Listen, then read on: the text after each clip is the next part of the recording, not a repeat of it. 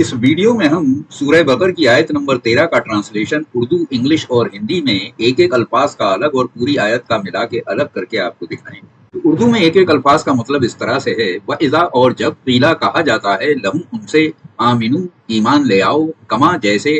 आमना ईमान लाए, अन्नासु और लोग यानी सहाबा, कालू वो कहने लगते हैं, अनुमिनु क्या हम ईमान ले आए, कमा जैसे, आमना ईमान लाए, अस्सुफहाउ बेवकूफ या अहमक,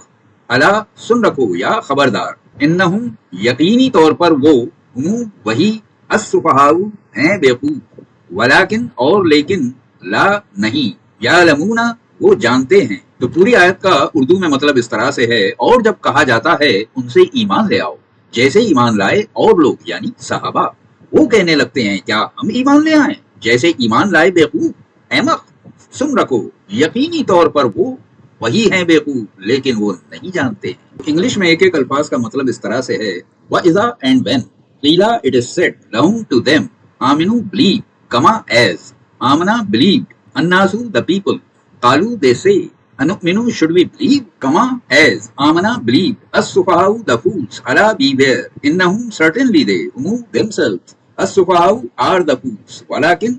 बट, ला नॉट, यालमूना दे नो। तो पूरी आयत का इंग्लिश में मतलब इस तरह से है,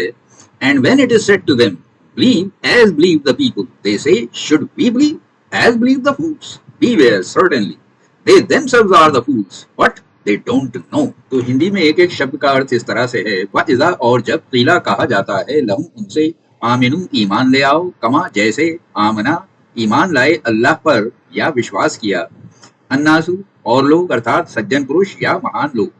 कालू वो कहने लगते हैं, अनुमिनु क्या हम ईमान ले आए, कमा जैसे, आमना ईमान लाए या अल्लाह पर विश्वास किया, अस्सुफहाउ बेवकूफ, अला सुन रखो या खबरदार या सावधान रहो, इन्नहुम निश्चित रूप से वो, मुंह वही, अस्सुफहाउ बेवकूफ हैं, वलाकिन और या लेकिन, ला नहीं,